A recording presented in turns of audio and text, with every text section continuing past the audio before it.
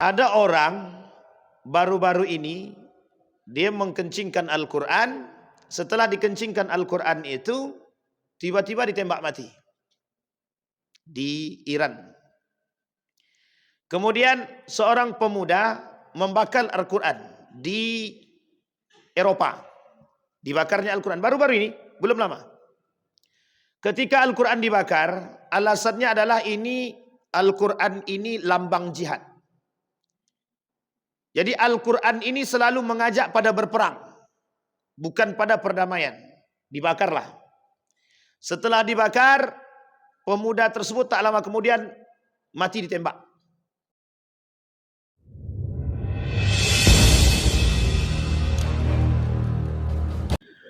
Assalamualaikum warahmatullahi wabarakatuh.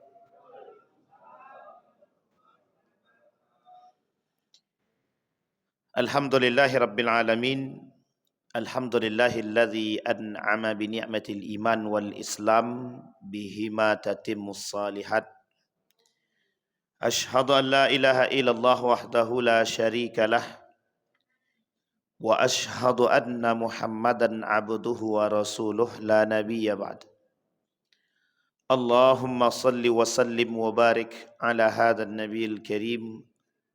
Allahumma salli ala Muhammad wa ala ali Muhammad fil alamin innaka Hamidum Majid. Ya ayyuhan nasu taqu rabbakumul ladzi khalaqakum min nafsin wahidah wa khalaqa minha zawjaha wa batha minhuma rijalan katsiran wa nisaa'a wattaqullaha alladzi tasaaluna bihi wal arham innallaha kana 'alaikum raqibah. Wa qala Allah Ta'ala ya ayyuhalladzina amanu taqullaha wa qulu qawlan sadida yuslih lakum a'malakum wa yaghfir lakum dhunubakum wa may yuti'illaha wa rasulah faqad faza fawzan azimah. Puji syukur kehadirat Allah dengan mengucapkan alhamdulillahirabbil alamin. Bersalawat kepada Nabi dengan mengucapkan Allahumma salli ala Muhammad wa ala ali Muhammad fil alamin innaka Hamidum Majid. Mudah-mudahan di subuh hari ini Allah melimpahkan rahmat dan karunia-Nya kepada kita semua. Allah menjadikan rumah tangga yang sakinah mawaddah warahmah, anak-anak yang saleh dan salihah. Allah tempatkan orang tua kita yang telah mendahului kita di tempat terbaik di sisi-Nya. Allah terima amal ibadahnya. Allah kumpulkan bersama orang yang saleh. Kemudian orang tua kita yang masih hidup Allah istiqamahkan, Allah sehatkan, Allah kuatkan. InsyaAllah kita semua yang hadir Allah berikan tempat terbaik di sisi-Nya. Allah jadikan kita orang-orang yang istiqamah dan husnul khatimah. Amin ya rabbal alamin. Baik Bapak Ibu sekalian yang berbahagia, di subuh hari ini Bapak Ibu dalam satu ayat Al-Quran di dalam surat Al-Jathiyah ayat 18 Allah berfirman, "Thumma ja'alnaka 'ala syari'atin minal amri fattabi'ha wa la tattabi' ahwa'al ladzina la ya'lamun." Kata Allah di dalam Al-Quran, di dalam surat Al-Jasiyah ayat 18. Kata Allah, kemudian kami jadikan kamu berada di atas suatu syariat dari urusan agama itu, maka ikutilah syariat itu dan janganlah kamu ikuti hawa nafsu orang-orang yang tidak mengetahui. Surat Al-Jasiyah ayat 18. Imam Al-Qurtubi di dalam tafsirnya menjelaskan bahwa perkataan syariah menurut bahasa adalah aturan dan millah adalah kepercayaan. Dengan demikian, syariah merupakan apa yang Allah berlakukan kepada hamba-hambanya yang berupa agama. Manusia yang telah dilahirkan oleh Allah, ketika Allah berikan mereka akal, manusia dibebani oleh hukum ketika mereka beragama. mereka diberikan hukum dalam bentuk taklifi, pembebanan. Nah, yang dibebankan kepada kita orang yang beragama ini oleh Allah namanya syariah. Atau lebih tepatnya kalau bahasa kita hari ini syariat. Syariat itu adalah aturan-aturan yang terdapat di dalam agama. Agar orang-orang itu tidak terlalu tinggi berkreativitas dalam beragama. Andailah agama ini tidak ada aturan-aturan, maka akan banyak orang membuat aturan di dalam agama dan berkreativitas. Sama seperti Allah katakan di dalam Al-Quran, kalaulah Al-Quran ini bukan perkataan Allah, maka orang akan berkata sesuai dengan sekehendak nafsunya. Sedangkan Al-Quran ini sudah menjadi perkataan Allah, banyak orang yang mencoba membuat sebanding dengan Al-Quran. Dalam literatur sejarah kita sampaikan, orang-orang kafir Quraisy membuat surat gajah, surat katak. Ada dua surat yang terkenal, gajah dan katak, untuk menandingi keilmiahan daripada Al-Quran. Tapi tidak sampai, jangkauan otaknya tak sampai. Sehingga mereka kalah tuh dalam membuat syair-syair. Kemuliaan orang Arab ketika itu terletak pada kecerdasan mereka dalam membuat syair. Sehingga dalam membela, dalam keagungan, itu ketika orang mampu membuat syair, itu orang berilmu, yang berwibawa dan yang mulia bagi mereka pada masanya. Sehingga ketika Al-Quran turun, itu menjadi tandingan. Siapa Muhammad? Kok Muhammad itu secerdas itu? Bisa membuat Al-Quran dengan syair-syair yang bagus. Sehingga tuduhan terhadap Muhammad itu membuat Al-Quran. Tuduhan terhadap Muhammad itu adalah membuat Al-Quran. Jadi kenapa Abu Jahal itu dilabeli Abu Jahal? Ada yang tahu Bapak Ibu kenapa Abu Jahal itu dilabeli Abu Jahal? Nama dia bukan Abu Jahal. Nama aslinya Abu Al-Hakam. Panggilannya itu Abu Al-Hakam. Orang yang paling bijaksana. Orang yang bijaksana. Jadi Abu Al-Hakam ini raja. Abu Al-Hakam ini di kafir Quraisy itu dia raja.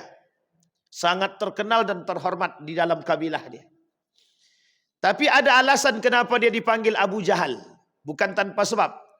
Kalau bodoh itu dalam bahasa Arab jahilun. Tapi kalau bodoh banget jahal. Itulah namanya itu.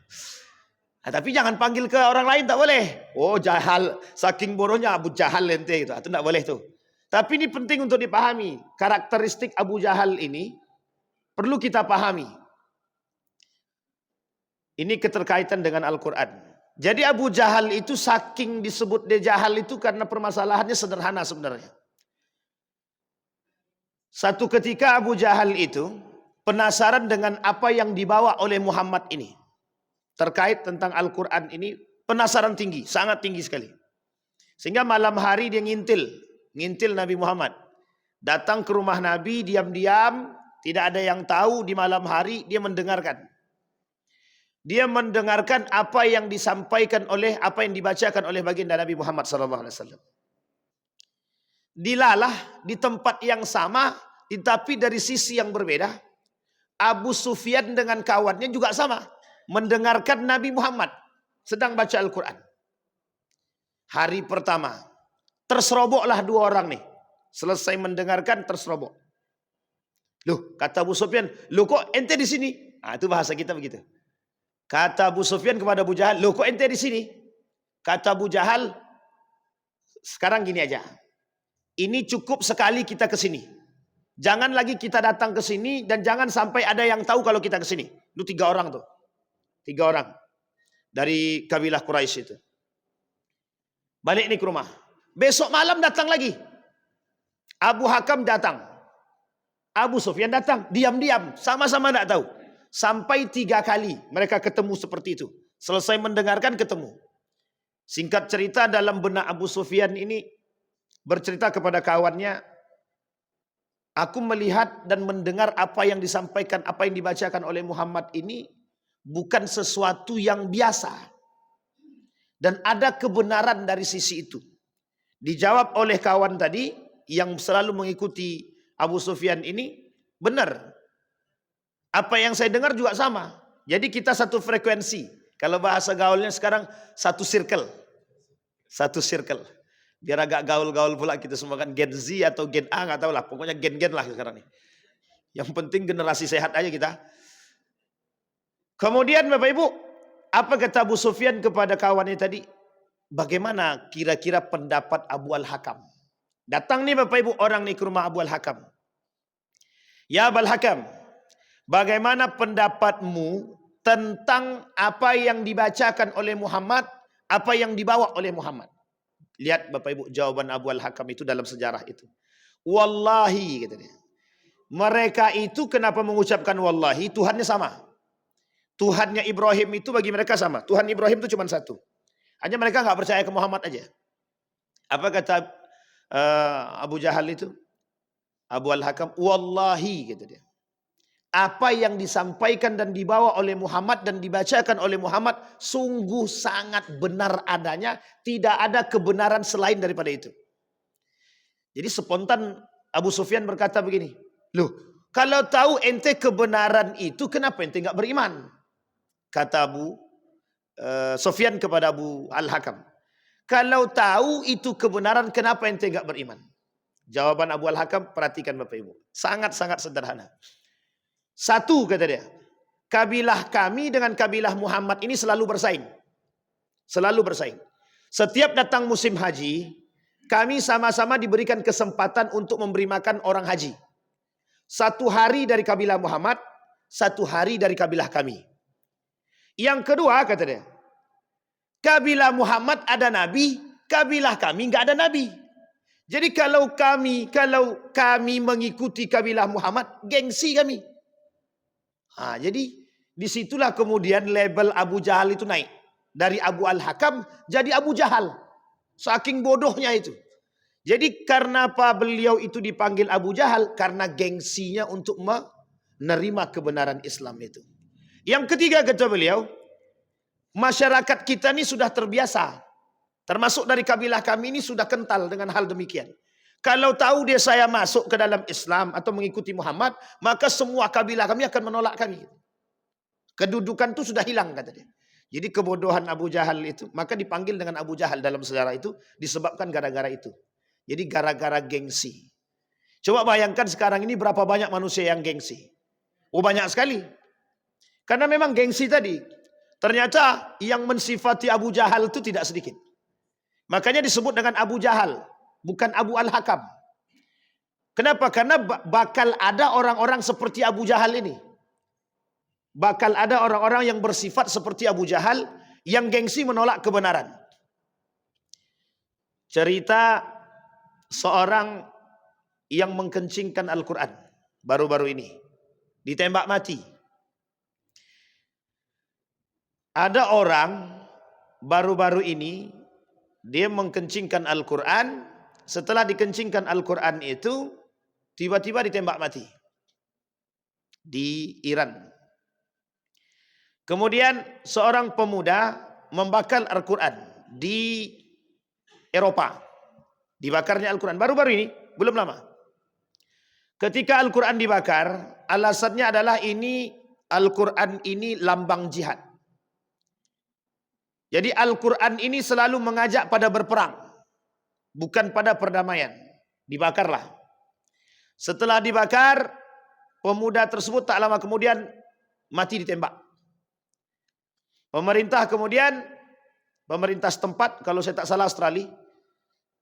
Kemudian dicarilah siapa yang menembak pemuda ini. Kasusnya pemuda ini kenapa ditembak? Ternyata sudah 5 kali ditunda pemanggilannya. Jadi dipanggil nggak ada ditunda. Setiap dipanggil ditunda sampai 5 kali. Mungkin orang-orang tertentu Bosan dia mendengarkan kasus ini, ditembak. Sehingga dicarilah 5 orang tersangka untuk tersangka pembunuhan tersebut. Charles Hebdo sama, penghina baginda Nabi Muhammad SAW. Ketika beliau membuat karikatur, mereka membuat karikatur baginda Nabi Muhammad SAW. Salah satu penghinaan dalam karikatur itu ada 3. 1 Al-Quran, ayat baginda Nabi, ayat Allah. Yang kedua baginda Nabi, yang ketiga syariat Islam. Dibuatlah dalam bentuk majalah. Nabi dengan syariatnya, dengan ayatnya itu, dengan ayat Al-Quran, model penghinaannya dibuatlah karikatur Nabi sedang berhubungan badan dalam keadaan berdiri. Sedang menunggu perempuan-perempuan yang lain. Arti di sini diartikan sebagai poligami. Ini namanya penghinaan terhadap sunnah Nabi, syariat Al-Quran, syariat Allah, kemudian ayat Al-Quran. Jadi penghinaan tersebut, sehingga dihabisi itu. Charles Hebdo ini dihabisi, diserang, dibunuh. Kemudian keluar berita bahwa Islam ini teroris. Prancis, Charles Hebdo itu Prancis, di Prancis kasus itu. Sehingga keluar berita bahwa yang membunuh Charles Hebdo itu teroris. Jadi sandingkanlah kepada Islam. Bapak Ibu sekalian yang berbahagia, di mana poin kebodohan di situ? Di sini ditampakkan kebodohan itu, yang pertama membela yang salah. Membela yang salah. Yang kedua, kebenaran Al-Quran itu tidak bisa dibendung. Kebenaran Al-Quran tidak bisa dibendung. Sehingga masyarakat-masyarakat Eropa hari ini, itu pertumbuhan Islamnya tinggi. Di Asia, di Indonesia, liberalnya banyak. Di Eropa, orang yang berislam itu lebih banyak. Jadi pertumbuhannya begini. Indonesia mulai diserang Islamophobia. Di Amerika mulai masuk. Gara-gara di Eropa mulai masuk Islam. Inggris hari ini satu-satunya negara yang dulunya anti dengan Islam, sekarang termasuk di kalangan Eropa itu negara yang paling banyak penganut Islamnya di Eropa. Jadi itu Inggris hari ini. Sehingga sekarang tuh Inggris itu membolehkan apapun aktivitas-aktivitas umat muslim. Tetap Bapak Ibu di negara-negara seperti ini, itu yang berlaku bukan fikih mayoritas, tapi fikih minoritas. Jadi Islam itu sangat lentur. Dia di tempat-tempat tertentu yang berlaku itu bukan fikih mayoritas, tapi fikih minoritas. Sampai di sini paham ya Bapak Ibu? Paham maksudnya fikih minoritas itu? Jadi nggak bisa bukan fikih minoritas, fikih prioritas. Ya. Jadi prioritasnya di tempat-tempat yang tertentu.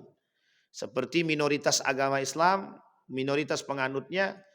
Seperti kemarin datang orang ke Muhammadiyah itu bertanya begini. Bagaimana hukumnya kami umat muslim di Jepang ini makan makanan Jepang? Jadi ada makanan-makanan Jepang itu. Sehingga Bapak Ibu sekalian yang berbahagia, itu dikaji. Dalam fatwa Muhammadiyah, Tarjih Muhammadiyah itu dikaji. Pengkajiannya itu dalam 3 tahap. 1 dikaji tentang fikih prioritas sebagai masyarakat yang minoritas. Yang kedua fikih tentang kehalalan makanan. Dan yang ketiga itu saya lupa apa. Jadi keluar tarjih itu Bapak Ibu. Dipanggillah orang-orang yang bersangkutan. Jadi hanya untuk mencari kebenaran daripada fatwa, daripada kondisi umat tadi. Di sini kita bisa melihat Bapak Ibu betapa Islam itu tidak semena-mena terhadap kondisi. Disinilah yang disebut dengan kebenaran menurut agama Islam.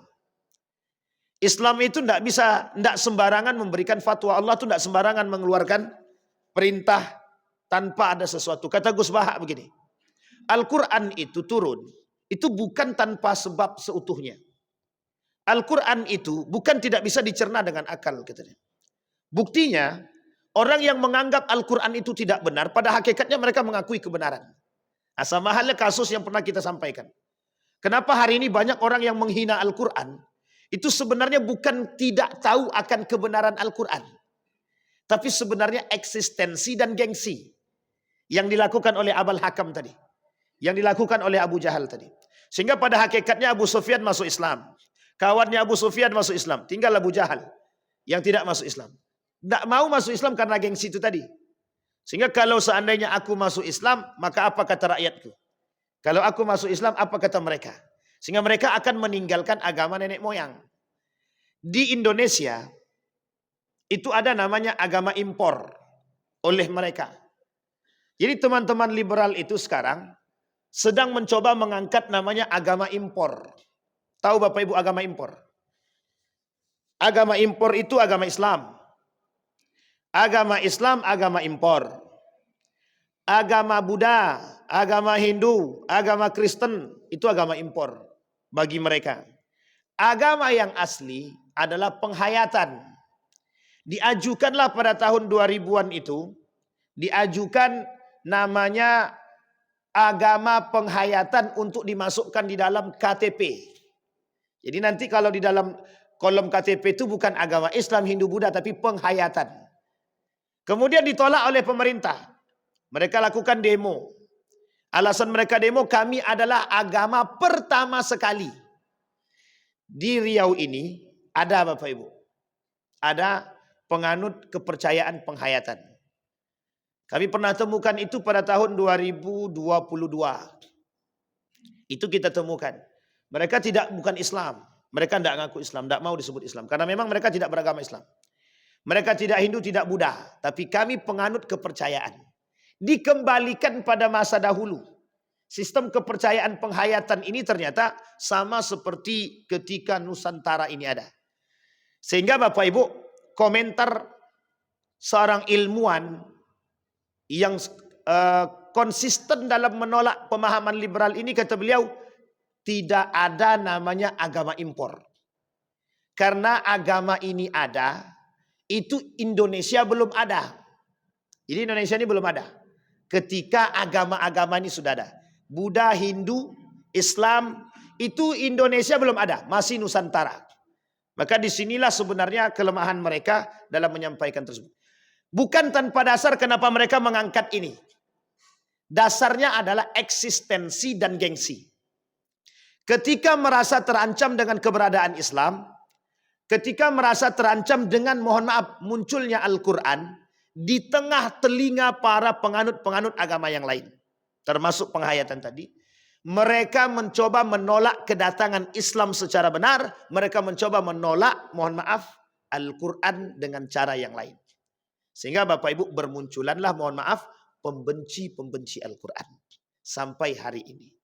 Nah ini alasan Bapak Ibu yang ingin saya sampaikan subuh hari ini adalah, betapa bermunculannya hari ini, di tengah baiknya Islam, bermunculan orang-orang yang benci dengan Islam. Namanya Islamophobia. Dan bermunculan orang-orang yang, mohon maaf, dengan eksistensi mereka, mereka tak suka dengan Al-Quran. Dan yang menjadi salah satu tolak ukur mereka untuk mereka kaji adalah Al-Quran. Namanya orientalis.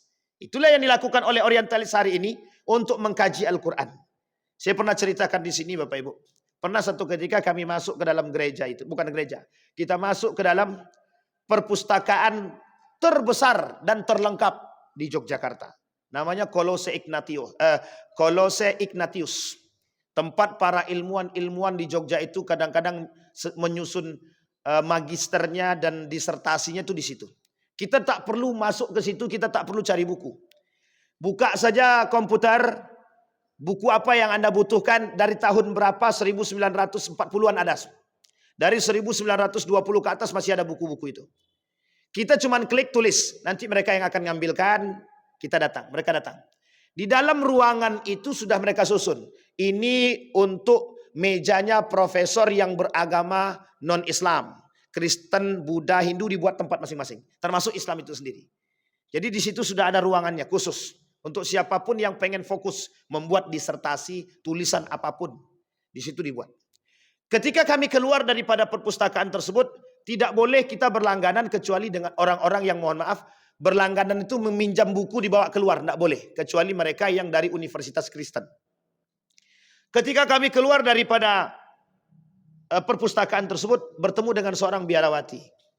Di tangan biarawati, di kiri kanan biarawati itu ada buku dan Al-Quran. Tangan kirinya Al-Quran, tangan kanannya buku. Di dalam buku tersebut, di buku itu saya ikuti dari belakang. Judul bukunya itu bagaimana membumi hanguskan Al-Quran. Kalau tidak membumi hanguskan berarti menghancurkan. Cuman dua itu kalau saya tak salah. Membumi hanguskan Al-Quran atau menghancurkan Al-Quran. Jadi mereka kembalikan tuh buku ke perpustakaan, saya melihat dari belakang. Saya lihat dari belakang, oh segitunya. Ternyata tangan kirinya Al-Quran, mereka bukan tidak mempelajari Al-Quran. Di Yogyakarta ada namanya Sekolah Teologi Kristen. Di Jalan Kaliurang. Dekat listrik. Pembangkit tenaga listrik itu. Jadi tak jauh dari situ Bapak Ibu. Kita sering diskusi dengan beberapa teman-teman. Pada hakikatnya mohon maaf. Ada salah seorang di antara mereka yang jujur itu bilang begini. Ya ini diskusi bukan dengan di kampus teologinya ya. Tapi salah seorang di antara mereka. Apa kata mereka? Kebenaran Al-Quran itu sebenarnya teruji. Katanya. Kebenaran Al-Quran itu teruji.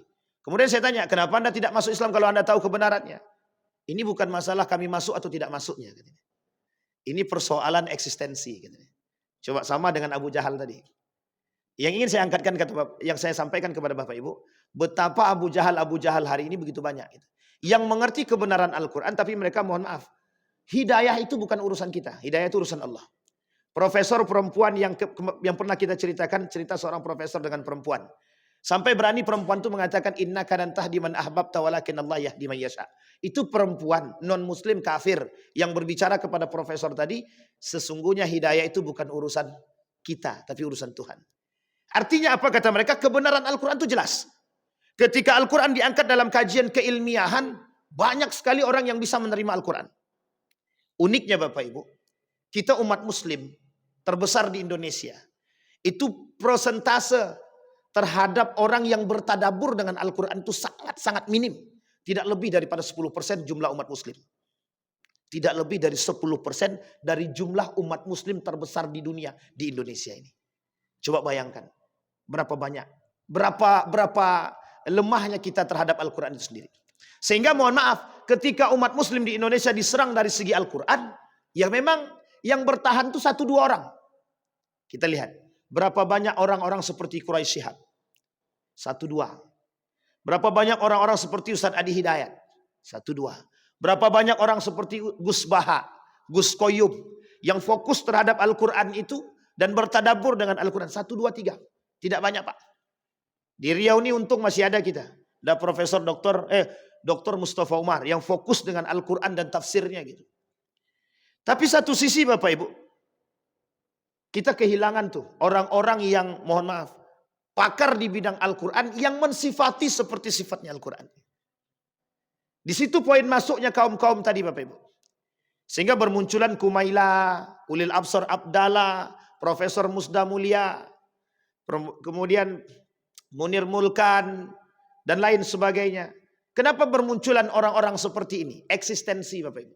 Eksistensi. Sampai Ulil Absar Abdallah itu berani bilang begini. Dalam satu tulisan dia itu.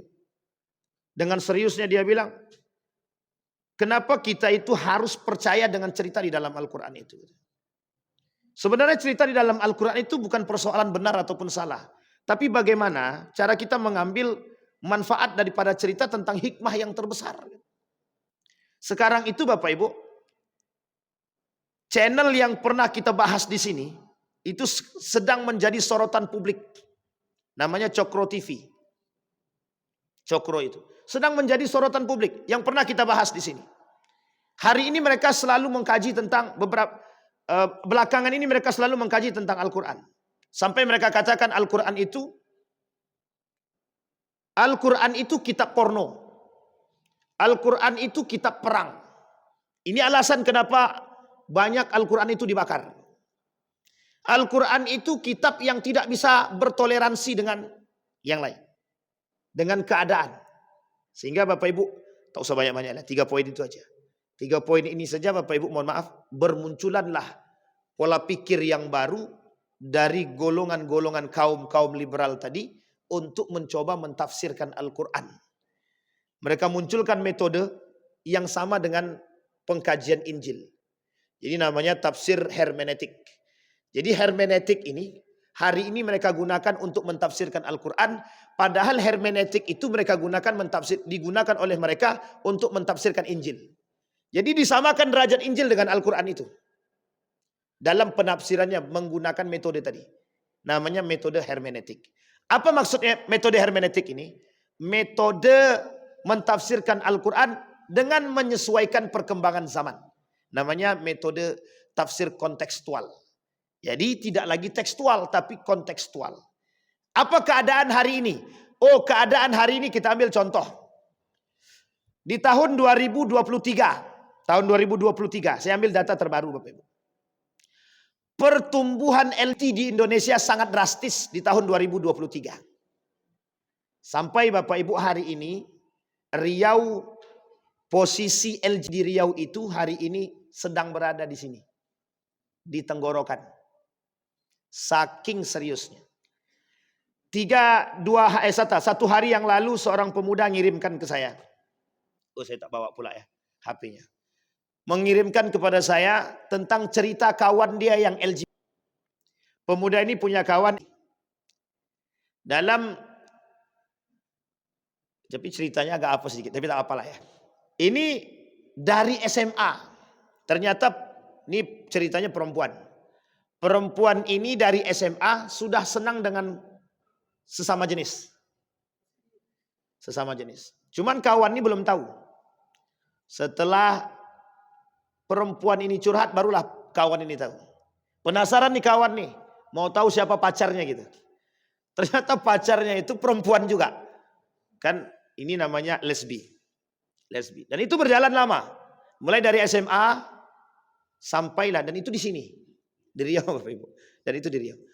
Sampailah sudah 3 tahun SMA sampai kuliah. Sampai dia kuliah.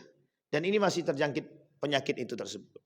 Baru kemarin kawan itu WA ke kita dan menyampaikan tentang cerita para pengikut daripada LJ. Bapak Ibu boleh buka Instagramnya LGTK kalau saya tak salah.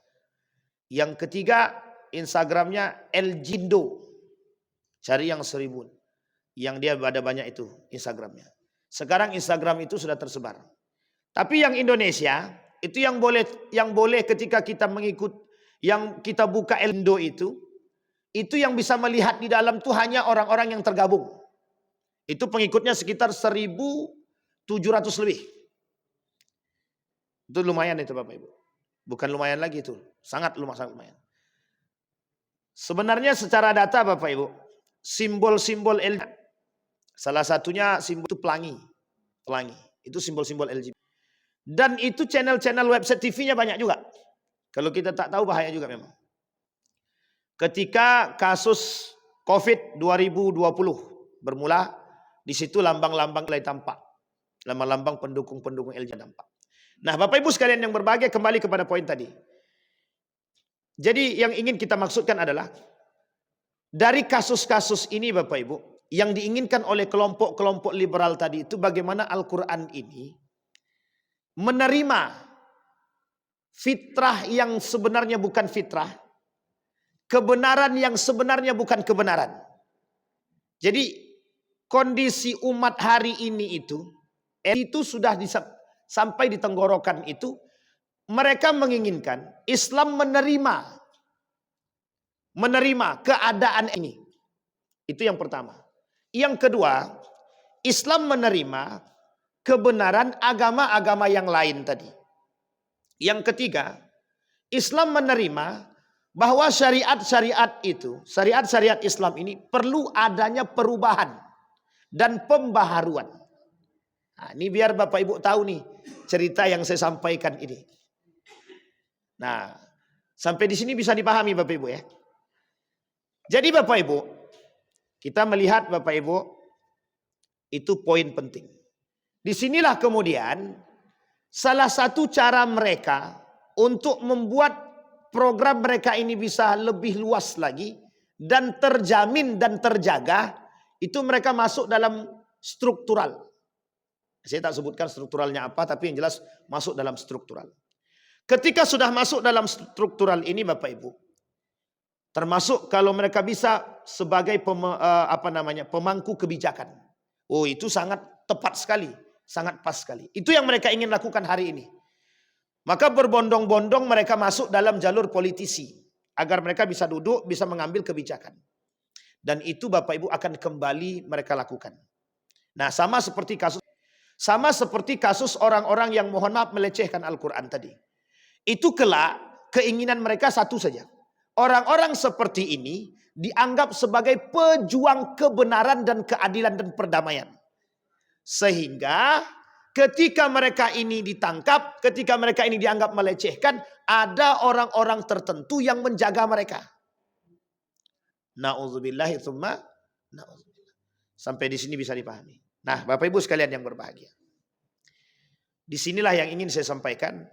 Kita perlu adanya solusi dalam menangkal arus laju liberalisme dan sekulerisme di Indonesia ini. Terkhusus di Riau Bapak Ibu. Kalau satu orang Buya Misran misalkan, Buya Yunus Lubis gitu, berdua ini saja yang melawan, hilang cerita. Beliau berdua pun bisa hilang. Artinya apa? Tidak kuat. Cuma kalau masyarakat ini antipati dan kita semua tidak mau terbuka dan tidak mau perhatian dengan kasus seperti ini, itu kenapa LGU itu kasusnya naik? Ya karena memang, mohon maaf, sebenarnya bukan didiamkan, kurang serius dalam memperhatikannya. Sampai anak SMK itu punya grup WhatsApp khusus. Ternyata isinya itu anak sekolah Pak. Jadi anak sekolah grupnya. Nah, jadi kebodohan saya adalah keluar dari grup itu. Harusnya biar bertahan di dalam grup itu kan. Jadi kita tahu perkembangannya. Jadi karena waktu itu kita juga termasuk sentimen dengan kelompok tersebut, akhirnya saya keluar gitu. Bodohnya di situ. Jadi tak sengaja mereka masukkan nomor kita Pak. Jadi mereka masukkan nomor itu secara acak. Masuklah nomor saya dalam grup tersebut. Ternyata grup itu, astagfirullah, saya bilang, apa pula masa saya dikira gay pula kan. Tapi itu nomor acak Bapak Ibu, nomor acak. Sehingga Bapak Ibu sekalian yang berbahagia. Di sini yang ingin saya sampaikan begini. Mereka, kelompok-kelompok ini, yang paling ekstrim lagi dari kelompok-kelompok liberal ini, menuduh sekolah-sekolah pesantren itu, ini penting nih Bapak Ibu, kita garis luruskan ini, yang bengkok-bengkok nih. Mereka menuduh bahwa kasus-kasus gay atau homoseksual ini, baik lesbi maupun gay ini, itu banyak di pondok-pondok pesantren. Tuh. Bukan tidak ada dalilnya Bapak Ibu. Ini yang menyampaikan, tapi hadis ini agak dhaif sedikit, agak lemah sedikit. Kata Nabi begini, kalau dah berkumpul laki-laki dengan laki-laki selama 40 hari, itu akan muncul rasa. Begitu juga sebaliknya, itu kiasan. Coba bayangkan. Dan itu menjadi sorotan bagi mereka. Sehingga, mohon maaf, salah satu cara mereka menyerang pendidikan formal Islam itu, seperti pesantren tadi, itu lewat jalur itu Pak. Pesantren itu, selain daripada mencetak kader-kader teroris, maka pesantren itu mencetak orang-orang seperti tadi. Membiarkan. Karena selalu dalam penelitian beberapa orang itu mereka lakukan begini. Ternyata di pesantren itu lebih banyak kasus-kasus homoseksual. Kasus-kasus lesbi kata mereka. Nah, sekarang kalau ini mereka angkat. Dan ini bukan kalau memang mereka angkat, memang sudah diangkat. Salah satu cara menyerang pondok itu begitu. Kalau kasus terorisme kita sudah paham itu. Sampai dikelilingi line polis lain. Sampai dituduh, memang dituduh bahwa pondok tersebut membuat bom dan lain sebagainya. Kita nggak tahu itu ya. Itu terlepas daripada itu. Bayangkan Bapak Ibu, cara mereka menyerang. Dan kasus bukan tidak serius. Bukan main-main kasus Mereka sampai mengajukan itu untuk dimasukkan di dalam undang-undang sebagai perlindungan. Untuk diakui. Thailand hari ini, satu-satunya negara yang melegalkan nikah sesama jenis. Salah satu negara yang melegalkan nikah sesama jenis itu Thailand. Oh, jangan salah. Thailand tuh, nah Bapak Ibu tak paham lah maksud saya Thailand kan. Nah, jadi kalau kita udah sampai ke sana tuh laki-laki pun cantik. Jadi Bapak Ibu yang berangkat ke Thailand, kalau Bapak Ibu, kalau Ibu mungkin agak aman sedikit. Yang tak aman nih yang bapak-bapak. Ini kok cantik kali, rupanya sama lah. Nah, ini susah membedakan Bapak Ibu. Jadi dulu itu membedakan mana betul-betul perempuan yang orisinal dan tidak itu susah. Keluar dari hotel tuh tengok kiri kanan orang yang duduk di jalan tuh dah itu aja semua isinya. Nah, jadi banyak orang-orang yang merubah gender dia, banyak. Kasus-kasus perubahan gender itu banyak. Dan itu bukan tanpa sebab, ada alasan, bukan tanpa sebab. Nah, kembali kepada poin tadi Bapak Ibu. Saya merujuk daripada kasus, salah satu penyebabnya Bapak Ibu. Mohon maaf ini Bapak Ibu ya, salah satu penyebabnya. Satu sisi memang penyakit, satu sisi itu kurangnya perhatian orang tua. Kurangnya perhatian orang tua. Kasus cerita yang tadi, seorang pemuda yang perempuan tadi, sampai besar dia nggak sadar kalau yang selama ini mendidik dia itu adalah paman dan bibinya. Yang dia sangka itu orang tuanya. Ketika meninggal, pamannya ini, orang tua kandungnya mengatakan bahwa itu adalah paman dia, bukan orang tua kandungnya. Di situ makin shock Bapak Ibu. Artinya begini ternyata. Pengaruh kasih sayang orang tua kandung ya, memang tidak sama dengan seorang tua angkat. Baik sekelas paman sekalipun. Dan itu tidak sama, berbeda. Dan ini ternyata Bapak Ibu dari kasus-kasus yang pernah kami temui, betul. Memang kenapa ada anak nakal, kenapa ada anak-anak yang brutal, kenapa ada anak-anak yang mohon maaf ikut mudah dicuci otaknya dalam arus terorisme. Kenapa ada yang LGBT dan lain sebagainya. Itu kenapa ada yang narkoba dan lain sebagainya. Boleh lakukan penelitian terhadap anak-anak itu Bapak Ibu. Lakukanlah penelitian. Jawaban pertama yang akan kita temukan adalah kurangnya perhatian orang tua. Kurangnya perhatian orang tua. Yang kedua Bapak Ibu, boleh dicek. Permasalahan agama. Yang kedua, itu sudah menjadi tolak ukur umum. Ternyata kurangnya pemahaman agama terhadap mereka semua. Dan itu sangat ditemukan. Berapa banyak minimnya pemahaman agama. Sekarang kita lihat perkataan Nabi. Kata Nabi, kelak di akhir zaman itu, hancurnya Islam itu di tangan umat muslim. Bukan tanpa sebab. Sebabnya satu saja kata Nabi. Kebodohan umat muslim terhadap agama Islam itu sendiri. Artinya apa? Umat muslim sendiri tidak paham dengan Islam itu sendiri. Sehingga kenapa kaum liberal mudah mengajak umat muslim jadi liberal. Bisa mengajak umat muslim jadi sekuler. Bisa mengajak orang-orang Islam itu menjadi pluralisme. Mengapa umat-umat muslim itu bisa menjadi teroris. Mengapa mereka bisa melakukan yang tidak-tidak. Itu karena satu saja. Kebodohan mereka terhadap agama itu sendiri. Pemahaman agama. Nah, inilah yang kemudian yang terjadi. Keilmuan atau pemahaman yang mendalam terhadap agama menjadi satu kewajiban atau fitrahnya umat muslim. Kata guru saya, Profesor Said Naqib Alatas itu, ilmu itu ada dua. Ilmu wajib, ilmu sunnah. Ilmu wajib itu cuma satu, ilmu agama Islam. Jadi semua kita ini wajib belajar agama, itu wajib. Hukum mempelajari agama wajib. Mau Anda jadi nanti profesor di bidang kimia, fisika, matematika, terserah. Tapi kewajiban menuntut ilmu agama wajib qat'i, mutlak. Dan itu sudah menjadi fitrahnya orang yang beragama. Sampai di sini bisa dipahami Bapak. Begitu kondisi kita hari ini Bapak. Nah, saya Bapak Ibu sekalian yang berbahagia, merujuk kepada tulisan Ustadz Fahmi Salim.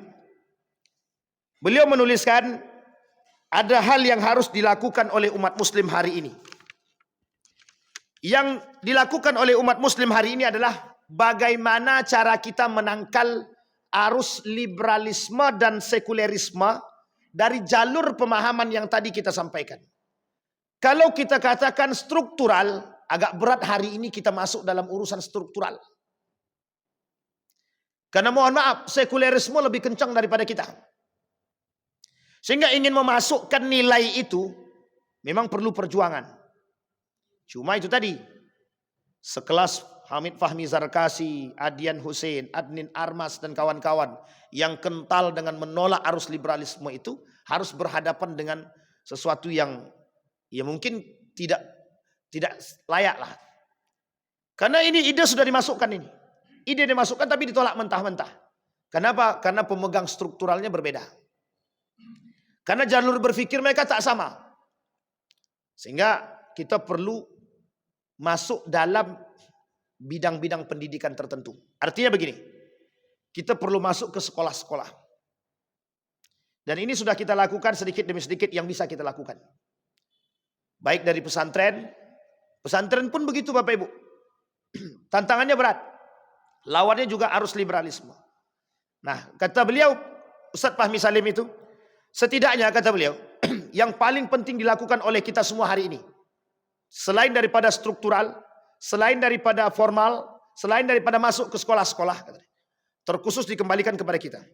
Yang pertama kata beliau, yang harus dilakukan oleh umat muslim hari ini, jadikan Al-Quran itu sebagai buku daras pendidikan. Kita ambil sekarang di rumah.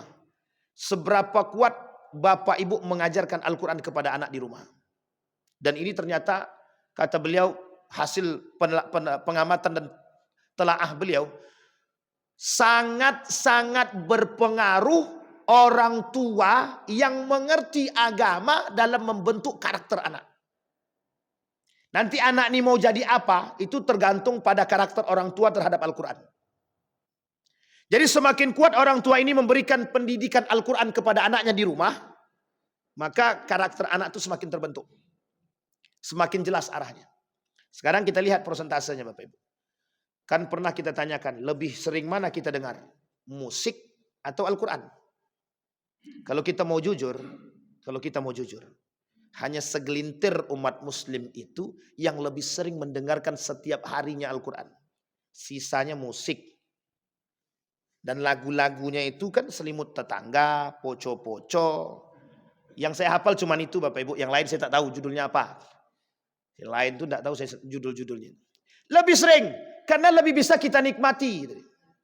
Sekarang kita lihat lagi. Lebih banyak mendengarkan solawat atau Al-Quran. Ini kita tidak bandingkan. Tapi kita harus jujur. Lebih sering mana kita dengar? Solawat atau Al-Quran? Solawat. Solawat kan bagus juga Ustaz. Betul bagus. Tapi mendengarkan Al-Quran jauh lebih bagus. Mendengarkan solawat tidak ada pahala. Mendengarkan Quran ada pahala. Saking lemahnya di dalam rumah tangga itu. Arus liberalisme itu sudah masuk sampai rumah tangga. Sampai akarnya Pak. Bukan lagi di pucuk. Di bawah. Akarnya mana? Dari rumah Pak. Dari rumah akarnya. Anak pergi ngaji orang tua ngamuk. Anak pergi ke masjid orang tua jangan. Ngapain kau sholat di masjid? Udah di rumah aja. Jadi cuci otak itu udah lama. 1920-an. Cuci otak yang dilakukan oleh mereka terhadap rumah tangga. Maka ada konsep yang bagus itu. Dari para ulama-ulama yang menulis, yang konsisten melawan arus liberalisme itu, kata mereka, membangun rumah tangga yang Islami. Nah ini bahasa lainnya begini, Islamic worldview. Kapan waktu kita bahas Islamic worldview. Tahu Bapak Ibu Islamic worldview? Itu agak-agak gaul sedikit biar agak-agak gaul gitu kan bahasanya Inggris gitu. Arti Islamic worldview ini, cara pandang hidup yang Islami. Itu perlu dikembalikan Pak, perlu dikembalikan. Orang zaman dahulu itu cara pandang hidupnya Islami Pak, sangat Islami. Tapi kemudian dengan datangnya arus globalisasi, liberalisme, sekulerisme, pluralis, itu merusak betul itu, sangat merusak. Yang dirusak itu bukan langsung spontan, itu bukan, tapi dari rumah tangga, dari pendidikan, dari sekolah, merusaknya sedikit demi sedikit. Coba bayangkan yang mendarah daging di dalam pemahaman kita tuh. Kalau tidak belajar anakmu bodoh katanya. Itu betul-betul liberalisme itu. Sekulerisme betul. Kalau kau tak belajar, bodoh kau tuh. Sejak kapan pemahaman itu? Saya tanya Bapak Ibu. Sampai di rumah kita begitu sama anak. Nak, kalau kau tak belajar, kau bodoh nak. Begitu terus kita sampaikan kepada anak. Tapi tanpa pernah kita berpikir, nak, kalau kau beriman dan bertakwa, apapun yang kau pelajari pasti mudah masuk. Kita nggak pernah ajarkan anak begitu, Pak. Nah, kalau kau hafal Quran, nak, mudah kau mempelajari semuanya. Kita enggak. Sudah belajar matematika belum? Sudah kuliah, sudah kursus bahasa Inggris belum? Sampai lebih mahal mana? Kursus baca Al-Quran atau kursus bahasa Inggris? Kita sebenarnya tak mau membedakan. Tapi kondisinya yang membandingkan, Pak. Masuk kursus bahasa Inggris sampai 8 juta. 8 juta. Itu kursus bahasa Inggris. Tidak ada yang berani protes, Pak. Ini untuk masa depan yang cerah. Anak tidak bisa baca Quran. Masuk kelas tahsin 20.000 protes. Mahal kali 20.000 kata dia. Sebanyak ini anak yang datang 20.000 kata dia. Coba bandingkan 20.000 dengan 8 juta. Yang satu bandingnya gimana, yang satu seperti apa. Itu antara langit dan bumi jauhnya, Pak. Tapi kita kan tetap tidak mau. Uniknya lagi, anak tahsin, anak belajar Quran, justru udahlah nak, tidak ada perubahan. Tidak usah lagi ngaji-ngaji. Ngaji rajin. Nah, ini masalah nih, Pak. Dalam rumah tangga. Itu yang pertama. Bagaimana menjadikan Al-Quran itu. Nah sekarang Bapak Ibu dikembalikan kepada kita semua. Bagaimana kita semua yang hadir hari ini. Atau yang mendengarkan. Menjadikan Al-Quran itu sebagai, mohon maaf, bahan acuan. Dalam kembalinya kita dalam membangun karakter dan pendidikan anak di rumah. Maka kata Ustaz Adi Hidayat, hadirkan dulu ayat-ayat yang berbicara tentang pendidikan. Ayat-ayat yang berbicara tentang kewajiban suami, kewajiban istri. Itu keluarkan dulu. Nah ini penting Bapak Ibu. Untuk melihat, membangun Islamic worldview dalam rumah tangga itu. Cara pandang hidup Islami. Kata guru saya Hamid Fahmi Sarkasi itu, yang beliau lakukan dari dulu sampai sekarang adalah Islamic worldview. Bagaimana caranya menghidupkan kembali cara pandang hidup yang Islami. Karena Bapak Ibu mohon maaf ini aneh di telinga kita. Padahal harusnya di tubuh umat muslim itu tidak aneh dengan itu. Karena sudah dari dulu begitu. Yang kedua, Al-Quran sebagai buku pedoman syariah. Sekarang tidak kan? Sekarang buku pedoman kita ini apa? Buku ajar Bapak Ibu. Bukan Al-Quran. Kita ini tak mau kembali kepada Quran. Kita tak mau kembali kepada Quran. Padahal Nabi mengajarkan yang ditinggalkan Nabi cuma Al-Quran dengan hadis. Yang ditinggalkan Nabi cuma Al-Quran dengan sunnah. Itu saja. Tidak ada yang lain ditinggalkan Nabi. Tapi kita tak mau. Kita beranggap akal lebih tinggi daripada segalanya. Kita beranggap sekolah formal lebih penting daripada yang lain. Sehingga Bapak Ibu sekalian yang berbahagia. Kelemahan kita adalah ketika kita melihat Al-Quran itu sebelah mata. Hari ini prosentase terbesar umat muslim itu memandang Al-Quran sebelah mata. Apa maksudnya sebelah mata? Yang penting kami baca Quran. Yang penting ada hari kami diisi dengan Quran. Masalah banyak atau sedikitnya terhadap Al-Quran, interaksi dengan Al-Quran itu belakangan. Yang penting ada kami dengan Quran. Ini mohon maaf. Satu sisi nampaknya bagus. Satu sisi itu modal kelemahan umat muslim. Saya punya kawan. Itu bagaimana cara dia berinteraksi dengan Al-Quran. Kalau waktu itu kosong, dia gunakan baca Quran. Dan bukan sekedar membaca. Dia kaji itu Pak. Dia tulis dalam buku catatan harian dia. Apa poin penting hari ini dari Al-Quran yang dia pelajari. Sampai dikaji Pak. Dilihatnya tafsirnya. Satu ayat saja Pak. Itu mengandung makna yang dalam kata beliau. Sampai mohon maaf Bapak Ibu. Kita membutuhkan yang seperti ini. Makanya mohon maaf. Kita butuh orang tua yang perhatian terhadap Al-Quran. Kalau kita umat muslim Pak, tidak mau memperhatikan Al-Quran, perkataan Nabi itu pasti terbukti Pak. Perkataan Nabi pasti terbukti, tidak mungkin tidak. Kelak Al-Quran ini cuma sebatas tulisan, sebatas lembaran. Dan umat muslim itu sendiri tidak akan mau melirik kepada Quran. Sekarang Bapak Ibu lihat, sebanyak itu manusia yang duduk di kafe itu. Seberapa banyak di antara mereka yang duduk di kafe dan baca Quran. Satu. Yang kedua, sekarang ini orang baca Quran di tempat umum itu mesti aneh, mesti malu. Ngapa gua baca Quran di sini? Baca Quran tuh di masjid. Baca Quran tuh di rumah. Ini pola pikir, Pak, yang terbangun. Sehingga mohon maaf, sangat jarang orang hari ini, bahkan hampir sulit kita temukan orang baca Quran di tempat-tempat tertentu. Kita ambil contoh. Ketika sedang menunggu bis. Ada enggak yang baca Quran? Ketika di dalam bis. Ada enggak baca Quran? Ketika di dalam ruang tunggu. Ada enggak baca Quran? Ketika di mall. Ada enggak baca Quran? Ketika di kafe. Ada enggak baca Quran?